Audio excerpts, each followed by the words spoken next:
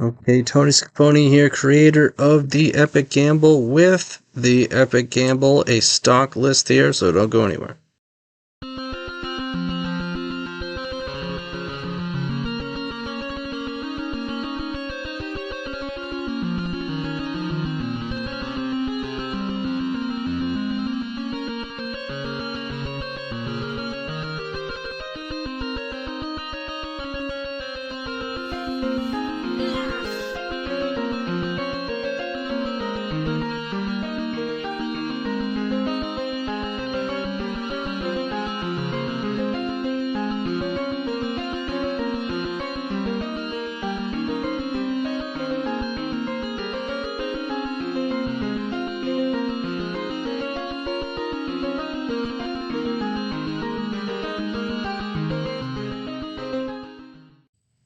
Okay, so stock list here with Burning Wish, with Grim Monolith, with Defense Grid, and Overmaster. So what do these cards give us that the wishlist version can't?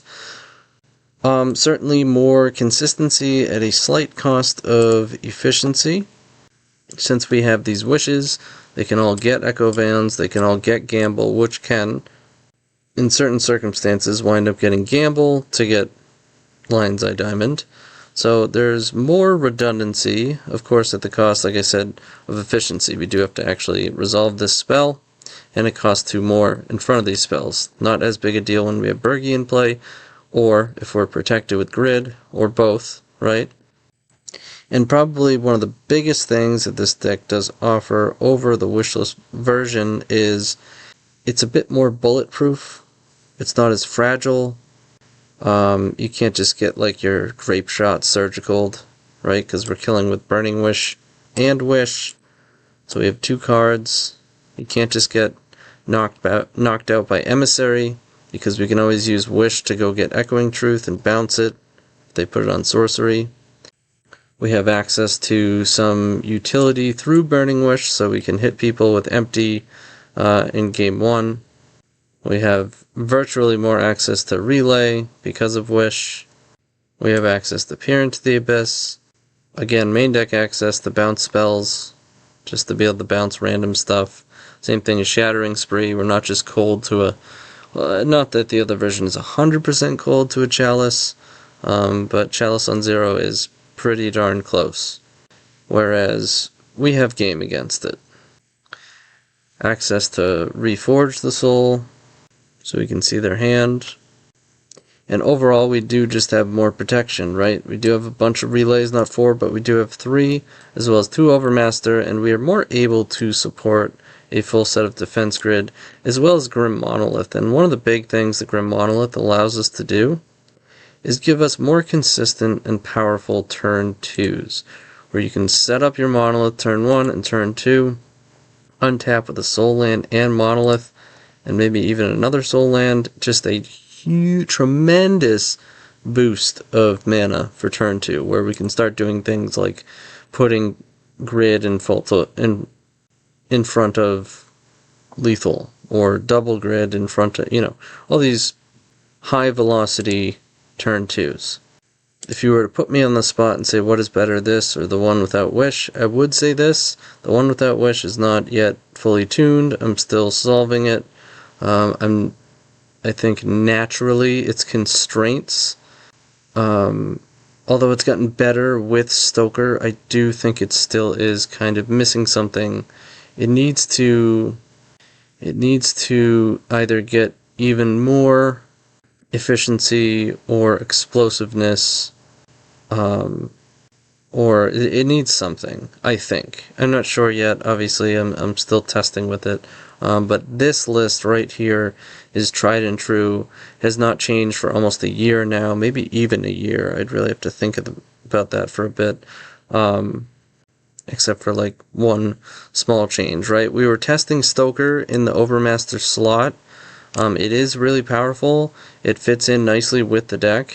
I wound up realizing that we should go to 2 instead of 3, because we don't always have the red mana up front, or to me, Stoker is what I like to call a prerequisite spell, right? It's something that you have to put in front of your other spells to get the most out of it, to make it ultimately worth it as a card, right? You get all those oil counters. And so you need to be casting it off of Islet, Volk, Smashing, or Spirit Guide. Sure, you can Chrome Mox first, but then it's not as efficient.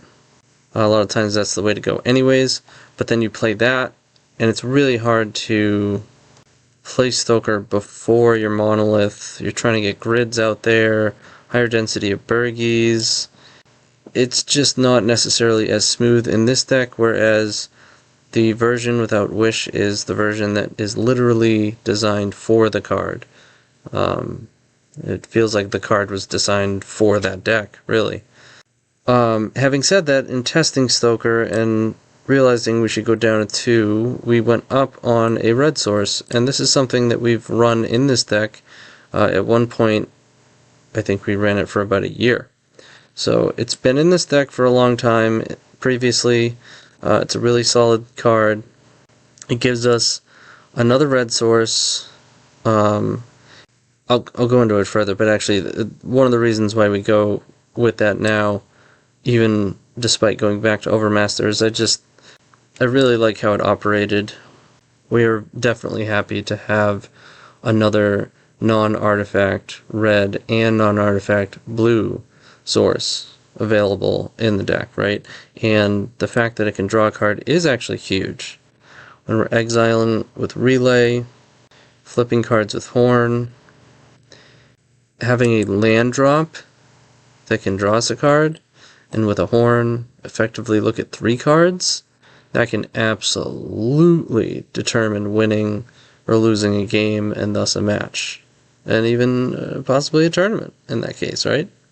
So we have to retrain our play patterns to remember that in the event that we don't need a land drop, per se, we don't want to just mindlessly make one because we do want to save ourselves, as long as it's okay to do so, for a Fiery Islet land drop. So I do think, ultimately, I think Overmaster is better than Stoker. Like I said, it's not perfect for this deck. However, in the event that there's not much blue in your meta and you want to make a meta call, I would recommend playing it in place of Overmaster.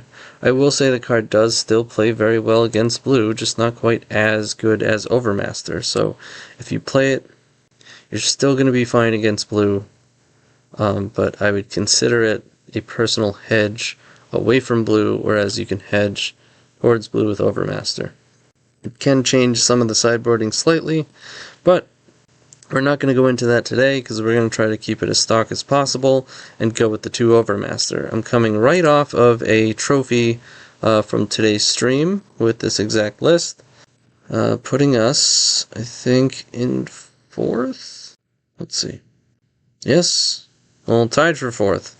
So we got a few days left. Maybe I can get up there to 2nd, or maybe I'll just go on an absolute tear and take it. Either way, it don't matter. I'll see you in the first round.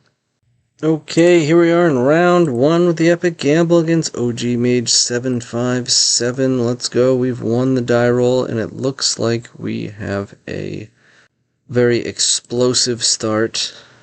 We're going to be able to echo here. This is one of many reasons why you can't have a high land count, or rather, it would be ill-advised to have a high land count, because you want to be able to go Hellbent with Gamble, so that we can do something like this. We're going to play Chrome Mox, we're going to imprint Shatterskull Smashing, another reason why this is a kick-ass land, so that we can imprint it and go Hellbent. Looks like they're F6ing, which is awesome. We're going for it anyways. See, now we're Hellbent, so Gamble. We'll just go right ahead and get Echo. Tap, tap. We don't even have to use up all of our resources either, so even if they had something to stop this, we would still have 4 permanents in play, a lot of acceleration, and we're pretty live off the top. In a spot like this, say we got stopped by a Force of Will, Gamble would just be an Echo right off the rip. You know, we could play a Horn, there's all sorts of things we could do. They did not counter it. We want to pass, because Burgies are only action here, as Horn, rather, I don't want it to be Bergy. We're very likely to use an LED. I think I'm comfortable with just playing one of these out. You can see how powerful this would have been if we had hit something like a relay. We could have just played these out and relayed for like 12, and we'd just have like a bajillion mana on board, which is one of the main things this deck does. And if we had a little bit more mana, we could have just dropped a horn and won on the spot. But that's okay. We went way up on resources, right? 3, 6, 7. We put 8 mana into play and still have 6 cards in hand. And given our opponent a random 7. They go Mountain Pass. I feel like this is likely to be Painter, but it could be some sort of red prison deck that just has kind of an awkward mountain start. We'll see. 2, 3, 4, 5. I think I just want to straight up drop Horn. I'm not even going to play a land drop. We will find a land off of the activations for sure. Horn is on the stack. Oh my goodness. Force pitching Atraxa. So I get the feeling this has to be Sneak and Show. I think I'm okay with just holding everything in my hand. If I redraw Bergy, I'm going to want all these cards. I'll play a land and play Horn. If I draw Relay, I want to have all these spells. I already have enough mana on board. We'd be losing our city if we played a land. So I think I literally just want to do nothing. I would imagine they played Mountain to throw me off the scent and have me just run into a Force of Will. That's a Force of Negation, though, so actually I don't think... I take it back.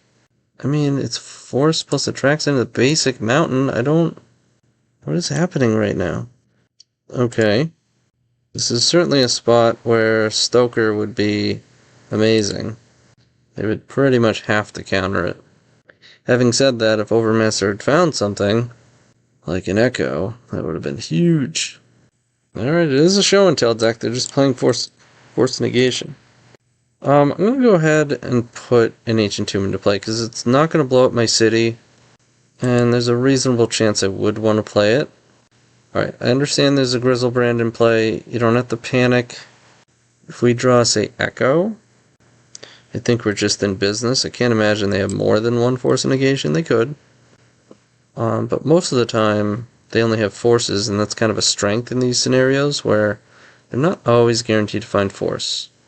And of course, in the event that we draw Echo, and they don't have Force of Negation, we can actually beat a force. Or if we draw another Overmaster into something. Although then they can just counter Overmaster, because they do know that we're out of gas. So it would actually stop us. Alright, we'll see how this plays out. Relay is going to be a bit tougher of a sell from this position. Hypergenesis, okay. Huh. And we're going to just continue to draw nothing. Alright. I imagine we are just, like, actually dead now. Alright, they're going to draw 7 post-combat, so I guess we're not dead? Here's the show and tell. I'm not going to put anything in this time. Omniscience. Draw 7. They find an Emrakul? They did. Alright, we're dead. Ugh. I mean, they probably had a force at this point, but... Damn. Alright, we don't really have anything for this matchup. When I say we don't have anything, I mean the matchup is already... Like, our deck is already built to deal with this sort of thing. Oftentimes when they show and tell, like there, all they did was show and tell a Grizzlebrand. If we had a defense grid to put into play off of it, it happens often against them. Where they show and tell and it just puts a free grid into play and then they die. A little unfortunate with that Echo.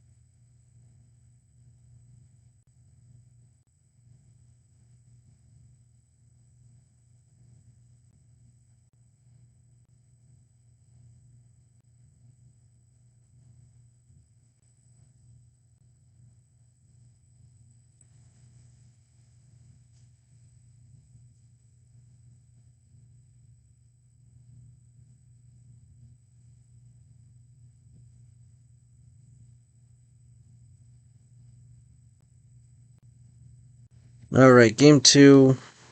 This hand is unplayable. This hand... 1, 2, 4, 5. We have a relay, but I want to get grid out first. So I'm going to keep. I'm going to bottom opal. I'm going to play land, I'm going to pass. If they have a fast show and tell, we'll be able to put grid into play. And maybe we'll draw like an LED or something. I wouldn't fault anyone for having gone Right of Flame grid there. Just going to fetch and pass. Interesting. Bergie.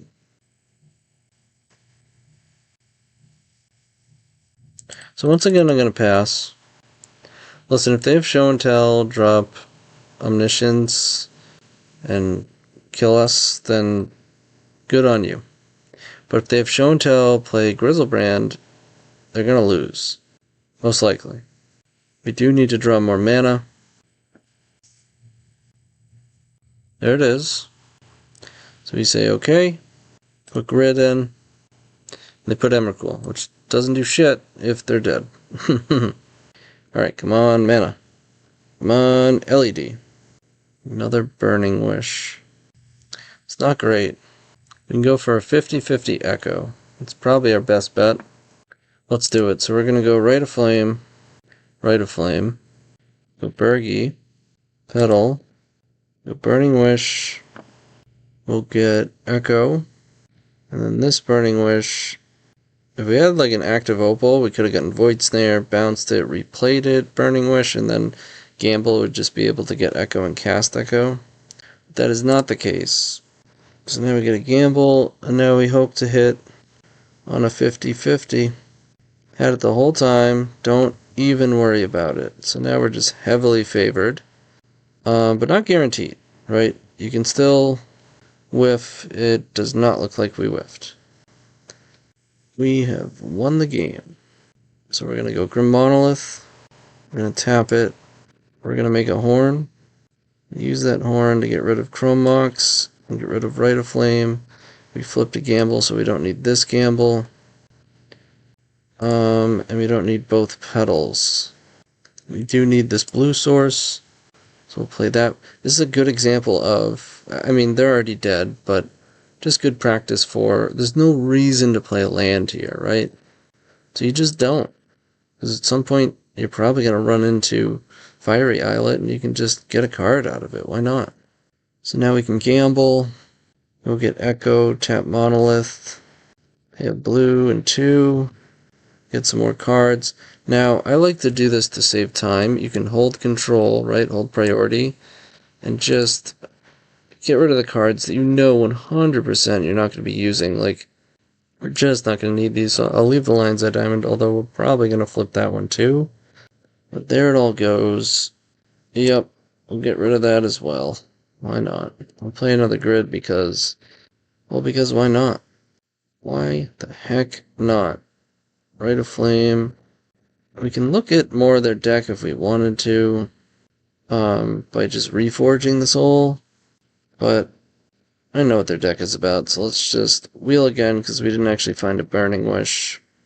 I'll frontside the wheel, so we'll have access to it again. Opponents usually at this point tap out. They're trying to force a will, but there is significant defense. And zippity-doo-dah. Come on. Let it go. Alright, there's the wish. So I'm just going to cast it and Grape Shot them. His Storm is 21. No big deal. And hope you like grapes. Pew pew pew pew pew pew pew. Alright, we got him. On to game 3. See, now normally in this matchup, it's sneak and show, right? And there's similar type of thing. And most players, well, not most, but the better players understand that show and tell is risky for the reason we just saw. Whoa, whoa, whoa, this is a heater. Holy shit. Whoa. Okay, so they have to have double interaction here. And even if they have single interaction of force, our second Echo is still going to be huge. Because we have 10 mana, 9, 6, 3. We're still going to have 3 mana post Echo, provided we draw nothing on the second Echo. Now they could have Force plus Fluster, right? But we're gonna draw a grid, so it's not gonna matter. Nope, just more mana, which is fine. So I'll bolt this in. So anyways, I started casting. Alright, those both resolve. LED, LED, use a Spirit Guide, gamble for Echo number 2. Now, some of y'all might think you should gamble for a grid. So you can put a grid in front of the Echo. But you have a chance of gamble hitting grid. I would rather just present double Echo. Then you guarantee that you present 2 wheels. Now, the first one I think I'm okay with just not cracking LED. We'll see what they do. It just resolved. It just resolved. Sometimes that happens. And they just scooped it up. They've had enough. Their hand is garbage, and we were about to just push their face right into it. We pooped on them, and they're off it. So we'll see in the next round. Okay, I know the MTG bot thing is broken, so I'm sure most of you know this, but just in case you're jumping back in, you forget or whatever. I'm going to announce the results, okay? We're 1-0 against, we played against Hypergenesis. That was a sweet match. We're 1-0. We've won the die roll, and we've got a decent hand. It's not busted, but it's good. It's definitely good. I'm going to keep. And I think I'm going to just open with grid. Grid is on the stack. It's in play. So there's a lot less pending these days, and a lot more discard than there used to be, and a lot more, I mean, not that we're dodging much because we're putting the Burning Wish, but there's more Chalice. Less pending, more Chalice. There once was a day where I would just hold everything because of Prismatic Ending when it first came out, but it's gone down a bit. I guess I'll hold these. But LED is just too high priority. And of course, since I said that, it's immediately going to get targeted by Prismatic Ending, but I stick by it. What do we want to draw? We want to draw Lion's Eye Diamond. That will give us a pier, and we'll win. Ooh, they hit 3 lands. That is definitely not what they were going for. Another grid. Well, we didn't really need the first one, I guess, but that's alright. We're going to get Echo and we're going to spin it. Not that we're spinning anything valuable out of their graveyard, but I'm still going to do it. They have this Opal. Tap it for a red. Use Lion's Eye Diamond. Spin the wheel. Oh, geez. This is pretty good. Now, you can get 1 more mana by imprinting Gamble here, but I think I just want more action in my deck. So, and we're going to have a lot of extra mana. I think I'm comfortable just imprinting Spirit Guide. Right, we play out these LEDs. I suppose you can gamble for Echo here, and then if it hits directly, then we could gamble for LED instead of Rite of Flame. No, it's not worth it. We could try to get Burning Wish here. I think it's worth the 1 mana for a 50-50. 50-50 just win on the spot. I like that. And then if it hits Burning Wish, it's whatever. Then we gamble for Echo and go. Yeah, that's fine. I'm fine with that. Let's spin it. Alright, so this is one of the powers of Burgi. It can be the only piece of action that you draw off of a wheel, and boom, now our entire hand is going to be turned into twice as many cards. We make 5 mana. Thanks to the Lion's Eye Diamond, we're already going to have a Black Lotus, and we just start spitting out cards. Worst case, we're relaying for a bajillion. And here we see Overmaster is actually quite good, even as an action spell when you have a horn in play. Alright, the Rite of Flame is actually somewhat big. We're nearing in on Grape Shot territory. Do we have enough? Just full stop. We have 3, 4, 5, 6, 7 mana. 4, 5, 6, 13, 16, 17, 18, 19. We're 1 shy of lethal. So if we hit a castable, that only cost 1 mana off of Overmaster, they're dead. That also works, because it costs 0 mana. And we'll play with, and we'll get him for Xaxes. Now, we could have wheeled again if we didn't have actual lethal. And that's going to be lethal with a horn, right? Because then we're going to draw 14 cards. Alright, on to game 2. That was sweet. So I haven't played against this deck in a while. We saw Bayou, right? I believe we saw Bayou, 2 fetch lands, and either way, they play Force of Vigor, right? So you never want to take out all the defense grids. They could be untrapped, but it's very unlikely. I rarely see it. One of the things I did see people playing towards the end of when this deck was actually pretty popular was Leyline of the Void. Plus, Echoing Truth bounces zombies. It can bounce their artifact there, that combo card. I forget what it's called. I guess I'm okay with taking out 2 grids and a couple Overmaster, because they are fairly low impact. I don't want to, juice up on grids, right? And nothing else is really all that helpful. This at least has us covered against Leyline, and isn't just blank cardboard if we don't see Leyline. And this looks quite explosive. But mostly what you're up against with them is discard. A lot of times it's Cabal Therapy, and usually they only have access to 1, so they gotta kind of guess. But they do bring in Thoughtseize, so they can certainly throw us off base with that. The good news is they're going to be forced to take Lotus Petal, and if we hit a red source, we're still off and running. They took the Burgie. Interesting. Huh. And Chromox is just such a good draw. The fact that it imprints isn't even always a negative. As you see here, it turned this clunky Wish into just a red card. Now we can just wheel. Or we could use the Wish. If we used Wish, we'd have 1, 2, 3, 4, 5, 6, 7, 4 mana post Wish. We could make 1, 2, 3, 4, 5, 1, 2, 3, 4, 5, 6, 12 goblins. They're at 17. 5 cards in hand. Honestly, it would probably win, but I think I'm interested in just killing them now instead. I personally probably shy away from empty more than I should. This could be an example of that.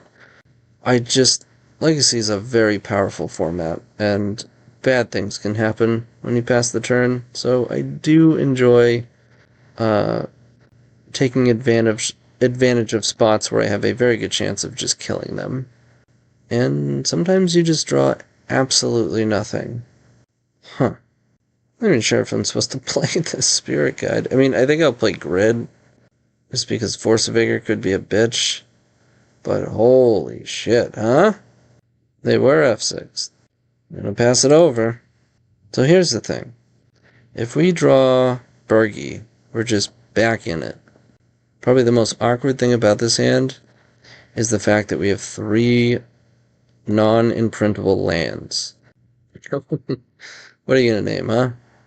We would have played Lion's Eye Diamond. I guess Burning Wish could have been awkwardly in our hand. Yeah, that's probably the best name. Joke's on you, my hand sucks! Oh, come on, 1 lander. Just pass it, come on. Aw. No Stitcher, no Stitcher. Aw. What'd they hit? Ooh, another Cabal Therapy. Well, the good news is there's not really anything good to take. Because Mox Opal's the best take, which is not good for us. They hit a bridge, so next turn's probably going to look pretty good for them. Come on, Burgie. Come on, Berg. Really? I think I'd rather just have the red source. So I'm going to imprint this, because otherwise they're going to discard it. But they're not going to name Grid. And I'd rather keep some sort of density cards in my hand. I considered playing City, and then just not making any more land drops. But, I don't know. Feeder, Crawler, fetching Mire. I got a Bayou, so it is Jund. Another crawler. They're not even going to Cabal Therapy, huh? Yeah, I guess it makes sense. Wow. That's brutal, man.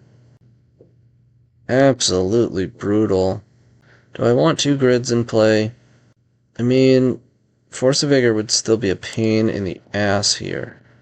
Although they could play land and just hardcast it. I'm going to play it. If I had a blue source, I'd be more inclined to be playing these lands out so that Gamble were a better draw. But honestly, Gamble with high card density is still really good. Because we can gamble for Bergie. As long as we don't get unlucky, we can horn. 2, 4, 5, so we're at 13. I'll be honest, we've gotten a little bit lucky in terms of the power level of their hand. Although I think this is going to be our last draw. Oh yeah. Because now they can just make a bunch of zombies and pump this. Do it a couple times with Gravecrawler. Come on, baby. Oh, there it is. That was the one. That was definitely the one. Here we go. Take us home, baby. Take us home. There's Islet. Ooh.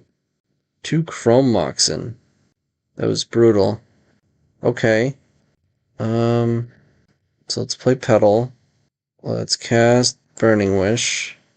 Can you imagine if we had Echoing Truth? We'd be able to bounce 4 Chrome Moxen. Alright, so we get Echo here, and then we hope to hit.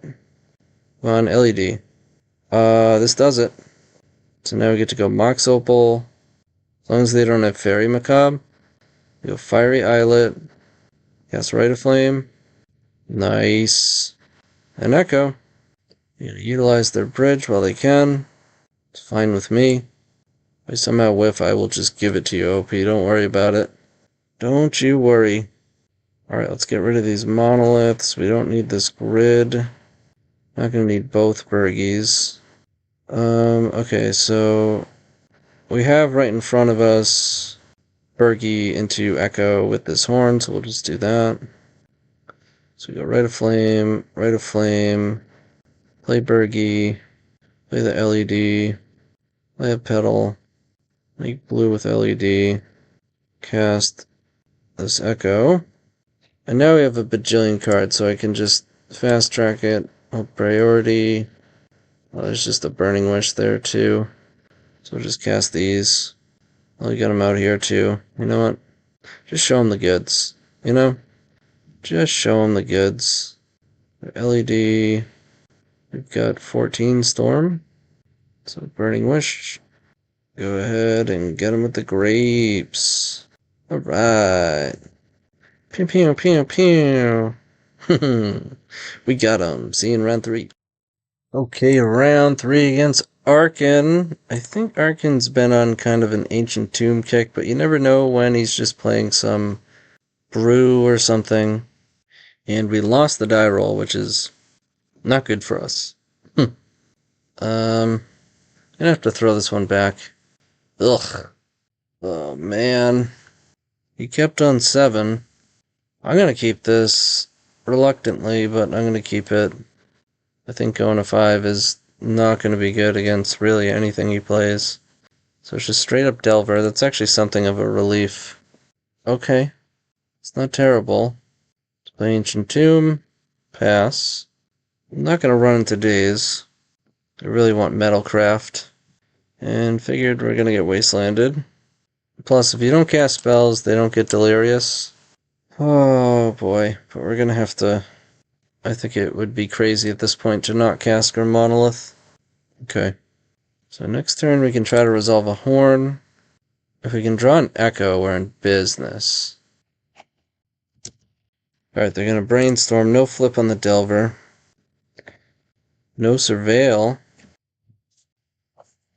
Alright, no Wasteland. Play another threat. And they're going to draw a random card off a Bauble and only have 3 in hand. They are Delirious. Getting in for 4. Come on, Echo. Come on, Echo. Alright.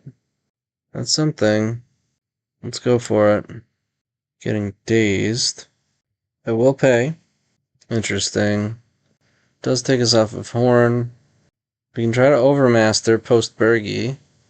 We can use Rite of Flame to untap Monolith, then go for Horn next turn. That would be Horn plus 2 cards, 1 mana plus an LED, 4 mana total. As long as we don't get double bolted, which we might. I feel like I'm supposed to Overmaster. Likely only gives us 2 looks. Yeah, let's do it. LED. Do we cast the Rite of Flame first? Do we get punished if we hit Relay? I'm gonna cast it. If we don't, we get punished, I mean. Come on, hit. Oh, man. Called it. Holy crap. Alright, so we just gotta dodge double bolt, basically. Well, and if this doesn't flip. Oh boy. Starting off with a bolt. On my face. So he's looking for another bolt. Really going for it. Yeah, because Force Will is just not going to do it there. It's going to put us to 3. So flipping Delver isn't important. What's important is actually finding Bolt and flipping Delver. Ark4n is definitely the type of player that's going to figure that out pretty quickly and make the right play. Alright, no bolts. It means Bergie's going to live. And we're going to get to Pier. Can't believe we hit the relay there. Yeah. Wow. Alright, game 2. Oh, I'm trying to think if we want empties. I'm usually streaming when he is, so I really don't know what a Delver list from Ark4n is going to look like. It's got green in it. I don't know if he'd be playing Stifle.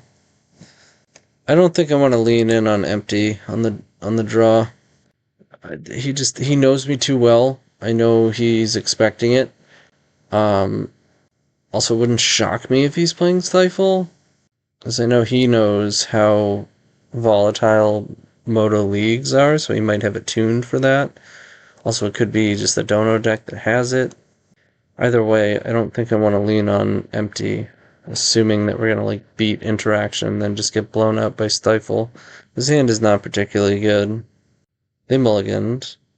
We could just make land drops. That is a good thing, but if they have an aggressive hand, yeah, let's try it. Okay, no threat turn 1, that's good. Definitely a good thing for us. I'll play the Islet first. If they're gonna waste me, I'd probably want them to waste this. Yep. That way when I do start tapping my lands, they're not doing damage to me. Play a Volk now. Chromox was not a great draw. If we can find a relay, it'll be fine. Most likely. That was a good draw. This is a Spell Pierce. I think I'm going to pay for it. Am I okay with getting dazed? I think so. Okay. That's fine. They have 3 cards, plus a land. Here comes Murktide. 2 cards, plus a random draw from Bauble. I think I want to go for Horn. Play out Ancient Tomb. Go Horn. Okay, they have a Force. They also had another Daze. So we're in trouble, but they had a strong hand. We could have played around some of it, but they would have played into other things. We're going to play this Monolith. And hopefully there's a big draw next turn. It can't be Relay. That's fine. Come on, LED or Echo. There's the Echo. Now we have to hit blue card or LED. Oh my goodness. We hit a blue card. So we have an uncounterable Echo on the stack. They don't have red up, although we're at 4. So we'd be safe from Bolt anyways. Makes that bigger, but that's whatever. And we did not draw a good hand. Very little mana. Very little. I'm going to cast this Overmaster. We could just try to rip an Echo, but... okay. Well, at least we can cast another Echo. We have a chance. Whoa! We have lethal, but we have no protection. I said whoa because I thought we were 1 shy of, I thought we had protection. So close. Okay with any amount of dazes. Spell Pierce is fine. Oh, the suspense, Ark4n, come on. Let me see if he's streaming. If so, he's flipping out right now if he doesn't have Force. I'm not gonna look at the stream, yeah, he's streaming. My god! Oh my god. Alright, I'll see you in the next round. I gotta go talk with them for a minute. Alright, here we are on round 4. We are 3-0. We just beat Ark4n in the Streamer Showdown, and now we're playing against another streamer. I just want to see if he's streaming. I'm not gonna snipe, obviously. He is not. Okay. Either way, so this hand, wheels. I feel like we could do better, though. So he's gonna mulligan to like a turn 2 oof. And he's on 7.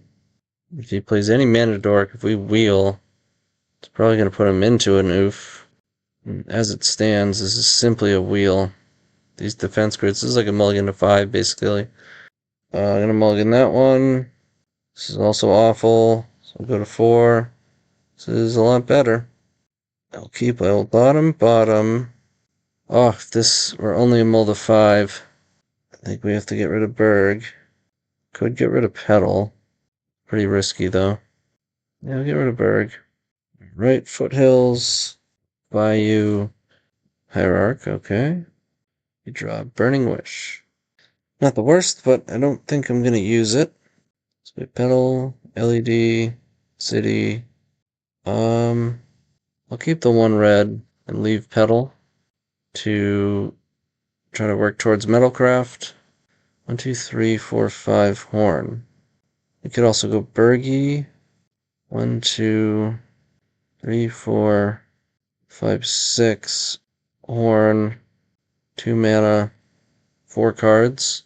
So Bergy, Horn, Blue Source, Red, 4 cards. Or 1, 2, 3, 4, 5, Horn. Sorry. 1, 2, 3, 4, 5, Horn. 8 cards. No mana. I think I like the Bergy line. Then even if they collect Roof, Bergy's like a card that can get you out of it either way. So we're gonna go Berg. We're gonna go Petal. Oh shit. I should have thought of this. Getting blown out by Snuff Out. Jeez. Alright, we'll go Rite of Flame. Oh no! I miscounted. Well, that's okay. I would have wanted to do this anyways.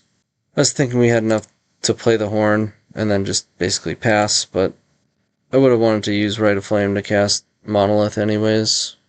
That's a blowout though. We're probably about to get blown out by Collect Roof as well. Or maybe not. Oh, it just naturally has it. Maybe I should have just played Bergy. I mean, we do have the 1 card that could get us out of this, so I guess I won't scoop. We have 1, 2, 3, 4, 5. We have 6 non-artifact red sources that can put Bergy into play. That is not one of them. That's brutal. They're getting in for 4. They have 5 cards in hand. This would be Justice, because typically we crush him, as he's always playing these decks, and for the most part, the Epic Gamble is just extremely good against these elf decks. Okay, 4, so Arbor doesn't really help them at the moment. Yep, getting in with Oof. We go to 8. Saga. Interesting. Rite of Flame, not gonna help. So now if we get a red source, we can actually do some things. Like some serious things. But they have to also not have another Snuff Out. I'm pretty sure this deck plays a number of them. Like a large number of them. They just have natural order. Just straight up Hoof Daddy. Okay. We were not drawing it. Ooh, it was 2 more down, and it would have cost 3 life as well. Alright, game 2. They're up a game. I'm supposed to be playing these. Take out Overmaster and 1 of the grids. And let's run it back. Makes me really want a grid Echo hand. I still don't think it's right to play 4 grids, though. We will take the play. Our hand is quite medium. This hand is a 1, 2, 3 relay for 4 with an opal and a petal. They mulled to 6. I could have ley lines. I'm gonna go for a higher power hand. It's kind of constitutes. I'm gonna keep it. Actually gonna bottom the grid and Rite of Flame. And go Monolith. And pass. Hope there's no Force of Vigor or Thoughtseize. And Thoughtseize. I could have dumped my whole hand, played Horn. Then you get blown out by Force of Vigor. And have no cards in hand. I'll play out the other Monolith. And I guess I'll play out my red source. Alright, no Force of Vigor. And no Collector Roof. They have 3 cards, though. Alright, at least we can bounce it if they play it. And then we'll have 1 draw. Okay. Yep. That's what we're doing. Alright, we want to see, I guess, just another Horn. Yikes. Yikes! I think we lost. Maybe I should have mulled more aggressively. Or just played out the Horn. Let's use a Rite of Flame, that doesn't matter. Collector Roof, that does matter. Oh my god. I mean, we still wouldn't have had the blue source, but this is working us towards a reasonable hand. It's gonna be too late, though. Fiend Artisan, oh boy. Getting in for 3. Don't even know what could get us out of this. Certainly not that. 1, 2, 3, 4, 5, 6. 5, 6, 7. I think we're dead on board. Actually, I think we go to 1, which is just as good. Oh, that'll do it. GG's. Wow, taken down by the Elfmaster. I'll see you in the final round. Okay, this is the final round against K Renegade.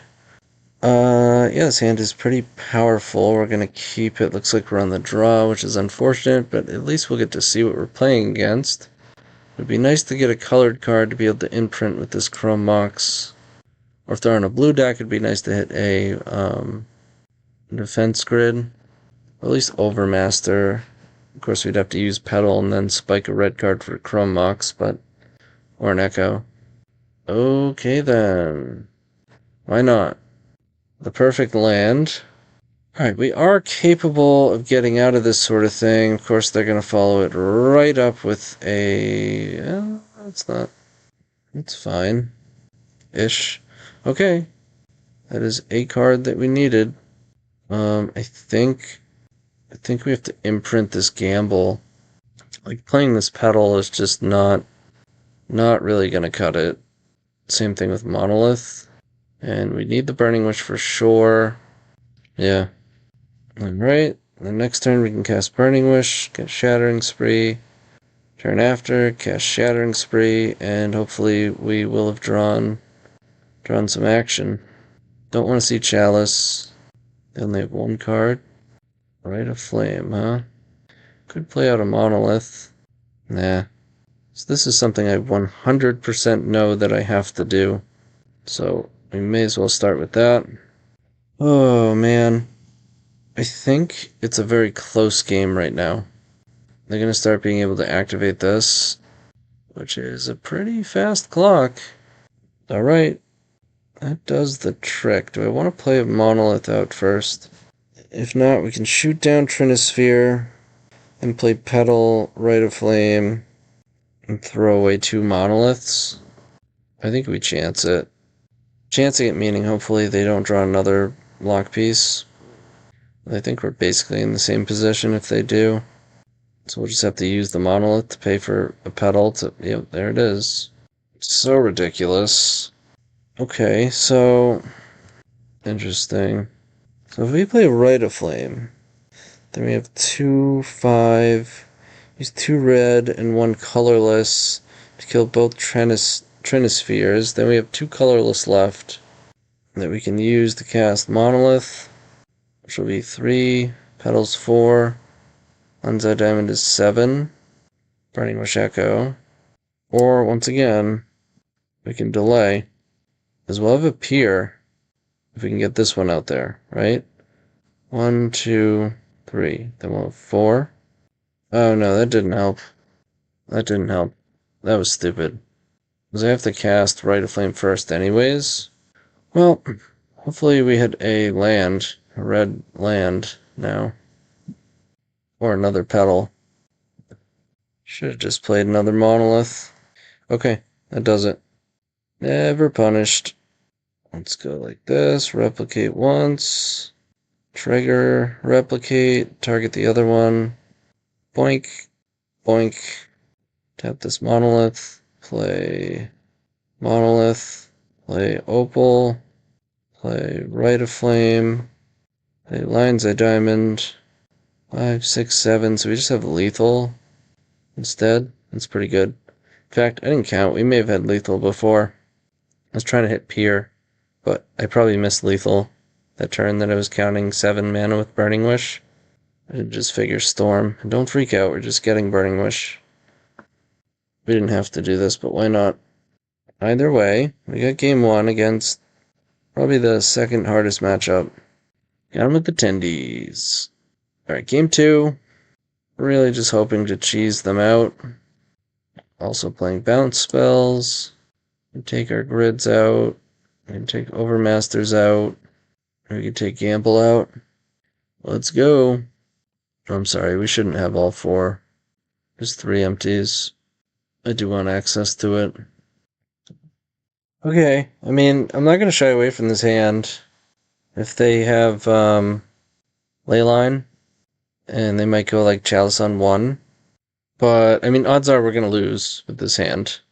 There's Leyline, that's good. They mulliganed. They had Leyline. This is actually what we want so far. There's a good chance they have an anemic rest of their hand. They can just pass. Okay, that's fine. We can work with this. This is exactly the way that we're able to steal games sometimes. Alright, give me a soul land. Come on. Okay, at least a colored card that we can imprint. Which means I can imprint. I can go Rite of Flame. We can go Monolith. We go Petal. We go LED.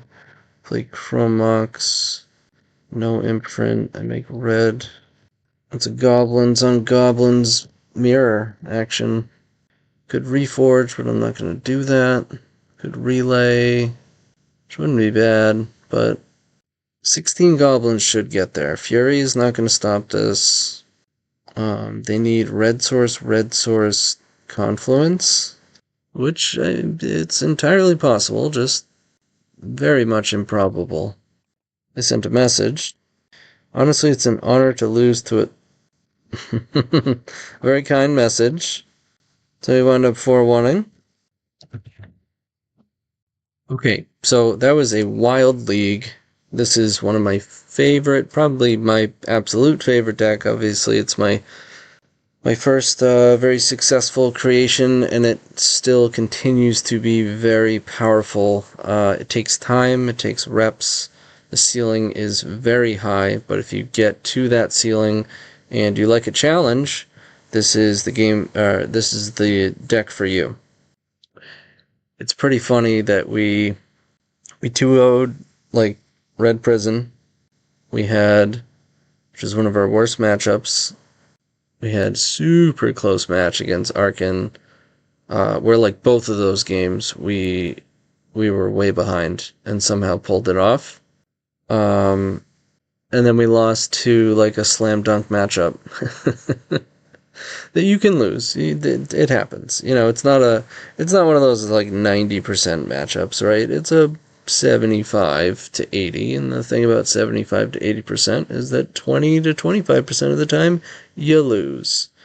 So it happens, and if it's gonna happen, I would love for it to happen from Newton, because 1, he's a great player, and 2, I feel bad because my deck is just naturally good against him, so I ruin his night sometimes. Not really, I don't actually ruin it. You know what I'm saying. So, but as far as the list goes, I mean, it's tried and true. Like I said, it's basically been the same for almost a year. And there's reasons for that I could get into, I suppose.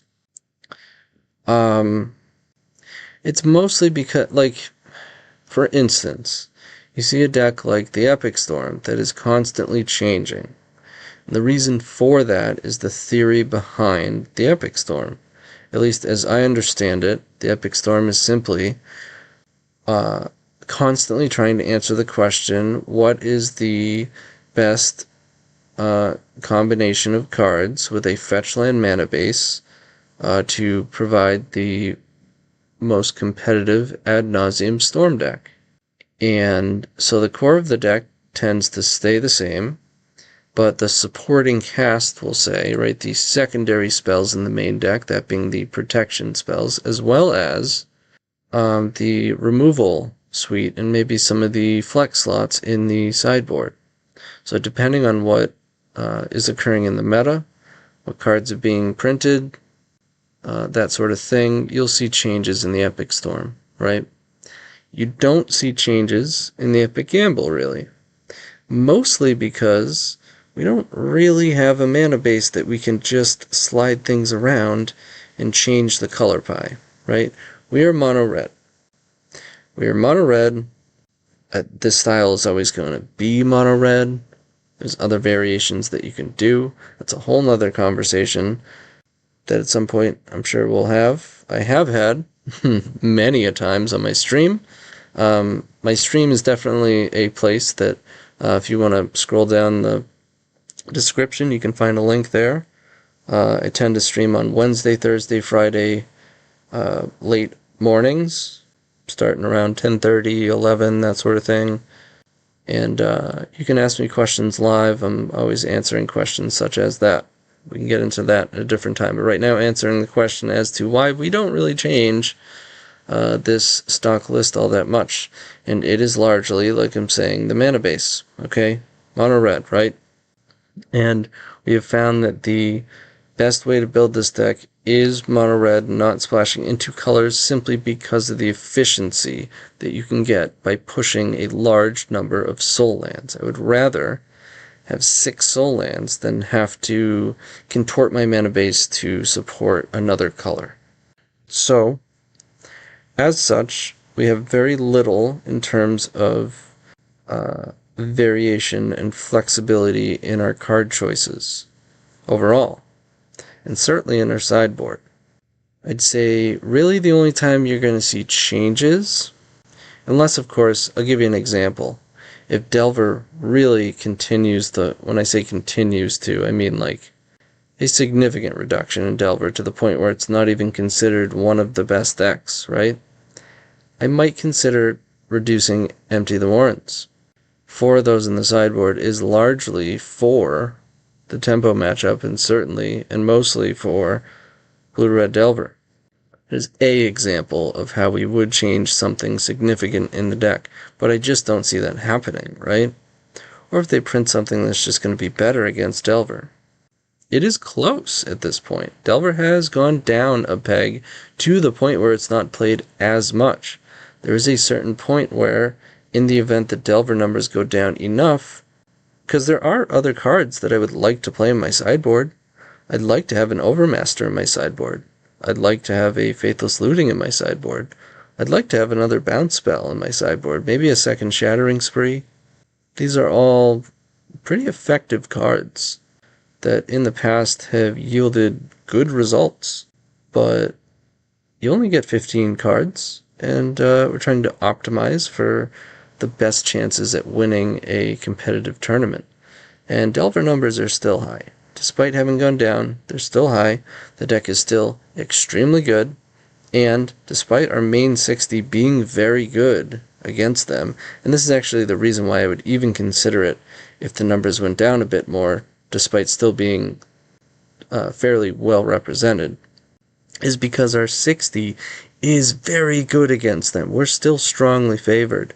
But when a deck is as prevalent as something like Blue-Red Delver is now, it's okay. In fact, I'd say it's preferable even to take a, say, 60% matchup and turn it into a 70 or 75% matchup. That's a large number for a deck that you're going to be playing against a lot. And those numbers, I think, are actually a little better than that if you play your cards right. And if they're not playing a bunch of Stifle and Spell Pierces.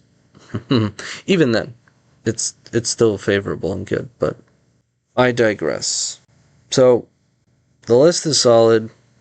Again, if you're expecting significantly less blue, or if you have a small F&M and there's hardly any blue, I would recommend playing Flamestoker. It's really good in place of the Overmaster.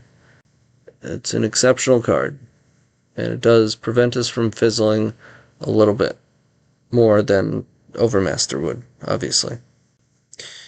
So, I guess lastly, I'll talk a little bit about Saga. So, a couple things. One, I know from time to time, people ask me, as though it's a new thing, or, I don't mean to say that. People don't really come to me like, oh my god, have you tried Saga? It's a genuine question, have you tried Saga? You know, how does that play out? Yes, I have. Since the card was printed, immediately we were testing Saga. Whether it was a full playset in the main, a smaller number in the main, or just some in the side. I think the most reasonable spot for it was to play it in place of empty. And then it's good to bring in against Delver, but also against other decks. The problem I have with it is that Saga is best when paired with Disruption, because Saga slows the game down. Or you want your game to be going slower to take advantage of, right, the tokens. So, discard slows the game down. You can take their removal spells and or your cantrips so that they can't find Wasteland, and you can effectively beat them down with construct tokens. 8-cast has Force of Wills, same thing. Disruption. Saga. Strong. Mono Red does not have that disruption. Mono Red has speed. We're playing Gamble, Rite of Flame, Bergie, Relay. These are all powerful offensive storm cards that lend us to the turn 1 nature of the deck and essentially create a Belcher style. Urza Saga, though getting redundancy for Lion's Eye Diamond is exactly what this deck wants, getting it on turn 3 is not what we want. Sometimes it is, and sometimes the card is fantastic, right? For this deck even. It's not even bad in this deck. It's actually good. However, the competition for lands is very high. It's really hard to beat Soul Land, and we do need a certain density of initial red sources, and we certainly need a certain density of initial red sources that are non-artifact red sources. And we are just maxed out in the land department. You would ultimately have to play more lands. Maybe you could cut one Soul Land, but one Saga is not going to be good, and then you'd have to add lands. And for a deck that we don't want a low land count. We don't want a high land count. We've gone down to 10 lands, 2 of which are imprinted for a reason. For almost a year, we had even one less. We only just recently added this Fiery Islet. And the reason is, obviously we don't want multiple lands in our openers because we're a Belcher deck. Also, we want to get Hellbent for Gamble. And I do mean that. When your whole hand makes mana, aside from you have 2 lands, and then your hand winds up with a Gamble and a land, you can't reliably echo. Gamble being a 4-mana Time Twister is very real, but only if you're Hellbent. Chromox helps us do that. Multiple lands in our hand, it's similar to how multiple lands can really mess with Infernal Tutor. If you're an old Ant player and familiar with that play pattern where you're brainstorming to try and get these lands out of your hand because they're screwing everything up, it's kind of like that. And more importantly, for echoing. So not only is it important in our opener, but we are looking at several openers every game, sometimes in a turn, right? We're casting Echo multiple times in a turn. So whatever percentage points you're losing because of your land count being higher than it should, multiply that by however many times you expect to be echoing, which I can tell you from experience, and I'm sure you already know, and from watching this league, is several times. So it is imperative that we have a super low land count. And it is tragic, it really is, because I fucking love the card. Hence Black Saga Storm, right? But I don't think it belongs in this deck. And it is very tricky because, like I said, the card is powerful. If you put it in this deck, you're going to have success. I just think you're going to have less success than if you don't. That's just how I feel about that. And that is from, I don't want to make too much of an appeal to authority and just say this is the way it is, right? But this is something that, when I say I've tested, I don't just mean me. I mean, I have tested and streamed it for long durations of time, while others who also are interested in the deck are not only watching, testing it themselves, but also engaging in conversation in regards to it. Kind of that, what do they call it, a hive mind effect, right? We have all collectively came to this conclusion. Could it be wrong? Sure. Have we been wrong about things in the past? Yes. Have things changed over time? Absolutely. Do we feel strongly about this? Yes. But I guess I'll just put it that way. And I keep getting the question, which is better? What would you bring to a tournament if it were tomorrow? I honestly, in the 3 years that I've been playing Storm, or 3.5, whatever it is, I've never been at such a point where I literally don't know. I know it's between the Epic Gamble and Black Saga Storm. They're both really powerful, and I can't quite put my finger on what would be quote-unquote better. I think I would play the Epic Gamble, but only because I have so many reps on it, and it's just so natural for me. Not that Black Saga Storm doesn't feel natural and smooth, and not that I don't have reps, but I'm talking, 2 years of grinding this deck, in the past year or so, that it's been exactly the same, pretty much.